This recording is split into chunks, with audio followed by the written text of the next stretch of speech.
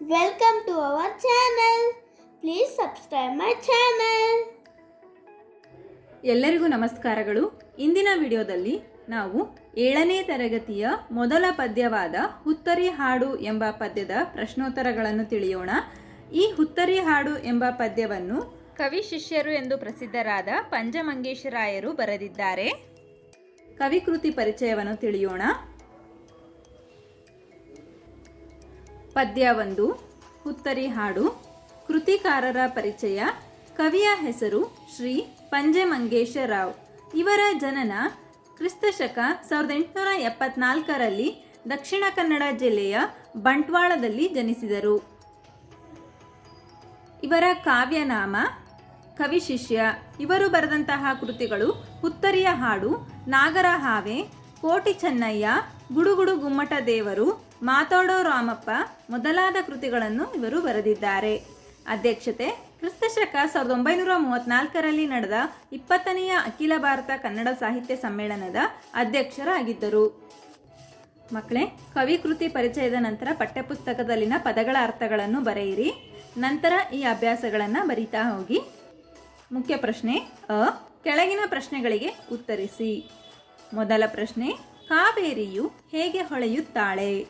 ಉತ್ತರ, ಮುಗಿಲಿನ ಮಿಂಚಿನಂತೆ ಕಾವೇರಿಯು ಹೊಳೆಯುತ್ತಾಳೆ.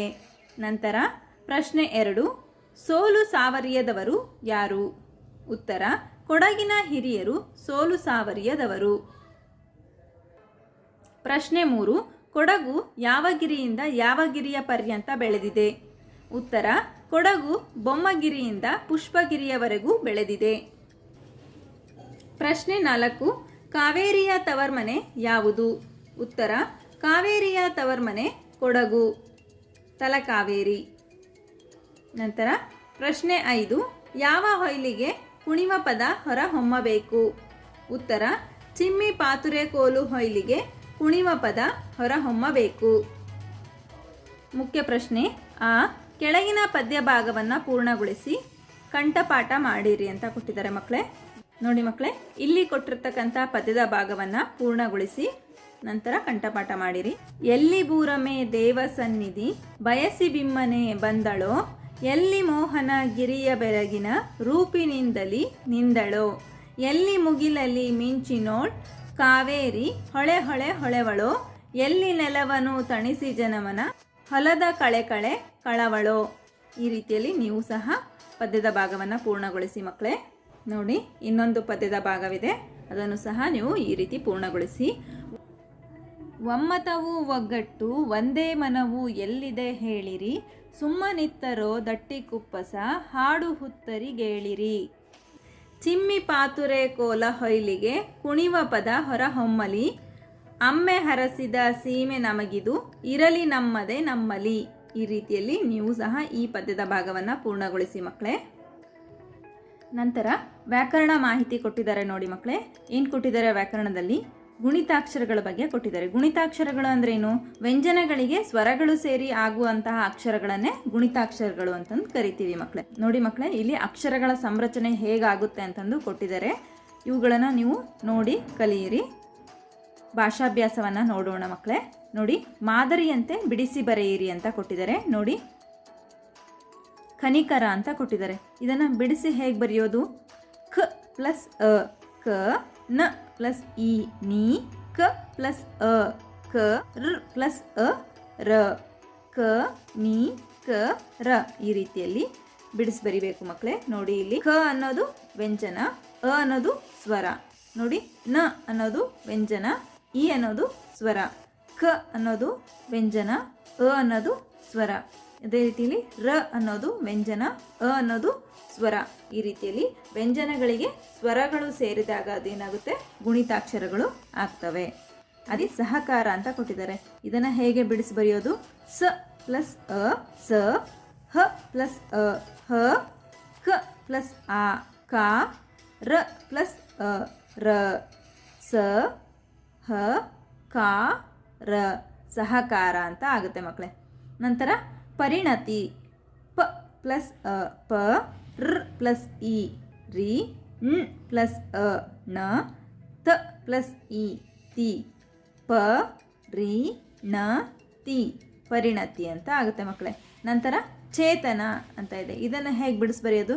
ಚ plus A ಚೇ ತ ಪ್ಲಸ್ ಅ ತ ನ ಪ್ಲಸ್ ಅ ನ ಚೇ ತ ನ ಈ ರೀತಿಯಲ್ಲಿ ಬಿಡಿಸಿ ಬರಿಬೇಕು ಮಕ್ಕಳೇ. ಇಲ್ಲಿ ಪ್ರವಾಸ ಅಂತ ಕೊಟ್ಟಿದ್ದಾರೆ ಮಕ್ಕಳೇ. ಇದನ್ನು ಹೇಗೆ ಬರಿಬೇಕು? ಪ ಪ್ಲಸ್ ರ ಪ್ಲಸ್ ಅ ಪ್ರ ವ ಪ್ಲಸ್ ಆ ವಾ ಪ್ಲಸ್ ಅ ಸ ಏನಾಯಿತು? ಪ್ರವಾಸ ಪ್ರವಾಸ ಅಂತ ಆಯಿತು. ನಂತರ ಭಯಾನಕ ಅಂತ ಇದೆ ನೋಡಿ ಮಕ್ಕಳೇ.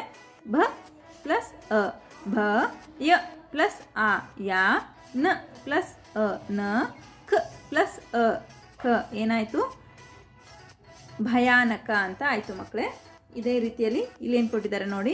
ನಂತರ ಮುಖ್ಯ ಪ್ರಶ್ನೆ ಆ, ಕೆಳಗಿನ ಗುಣಿತಾಕ್ಷರಗಳನ್ನು ಕೂಡಿಸಿ ಬರೆಯಿರಿ ಅಂತ ಕೊಟ್ಟಿದ್ದಾರೆ. ಇಲ್ಲಿ ಬಿಡಿಸಿ ಬರೆದ್ರಲ್ವಾ, ಅದೇ ರೀತಿಯಲ್ಲಿ ಇಲ್ಲಿ ಕೂಡಿಸಿ ಬರೀಬೇಕು ನೋಡಿ. ಸ ಪ್ಲಸ್ ಅ ಸ, ರ್ ಪ್ಲಸ್ ಓ ರೋ, ವ ಪ್ಲಸ್ ಅ ವ, ರ್ ಪ್ಲಸ್ ಅ ರ ಏನಾಯಿತು? ಸ ರೋ ವ ರ ಸರೋವರ ಅಂತ ಆಯಿತು ಮಕ್ಕಳೇ. ನಂತರ ಚ ಪ್ಲಸ್ ಅ ಚ, ಳ ಪ್ಲಸ್ ಉ ಳು, ವ ಪ್ಲಸ್ ಅ ವ, ಳ ಪ್ಲಸ್ ಇ ಳಿ, ಚ ಳು ವ ಳಿ ಅಂತ ಆಯಿತು, ಚಳುವಳಿ ಅಂತ.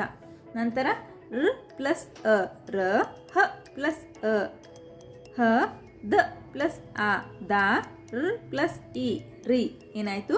ರ ಹ ದ ರಿ ರಹದಾರಿ ಅಂತ ಆಯಿತು ಮಕ್ಕಳೇ. ನಂತರ ಜ ಪ್ಲಸ್ ಆ ಜ, ಗ ಪ್ಲಸ್ ರು ಗೃ, ತ ಪ್ಲಸ್ ಇ ತಿ, ಚ ಪ್ಲಸ್ ಆ ಚ ಏನಾಯಿತು? ಜ ಗೃ ತಿ ಚ ಅಂತ ಆಯಿತು ಮಕ್ಕಳೇ. ಜಾಗೃತಿ ಚ ಅಂದರೆ ಎಚ್ಚರವಾಗಿರೋದು. ನಂತರ ಹ ಪ್ಲಸ್ ಇ ಹಿ, ಮ ಪ್ಲಸ್ ಆ ಮ, ಲ ಪ್ಲಸ್ ಅ ಲ, ಯ ಪ್ಲಸ್ ಅ ಯ ಏನಾಯಿತು ಮಕ್ಕಳೇ? ಹಿ ಮ ಲ ಯ ಹಿಮಾಲಯ ಅಂತ ಆಗುತ್ತೆ ಮಕ್ಕಳೇ. ಈ ರೀತಿಯಲ್ಲಿ ನೀವು ಸುಲಭವಾಗಿ ಈ ಗುಣಿತಾಕ್ಷರಗಳನ್ನು ಕೂಡಿಸಿ ಬರೀಬೋದು ಮತ್ತು ಬಿಡಿಸು ಸಹ ಬರೀಬೋದು ಮಕ್ಕಳೇ. ಹಾಗಾದರೆ ಈ ಪದ್ಯದಲ್ಲಿ ಬರ್ತಕ್ಕಂಥ ಎಲ್ಲ ಪ್ರಶ್ನೆಗಳಿಗೂ ನಿಮಗೆ ಉತ್ತರ ಲಭಿಸಿದೆ ಎಂದು ನಾನು ಭಾವಿಸುತ್ತೇನೆ. ಧನ್ಯವಾದಗಳು ಮಕ್ಕಳೇ.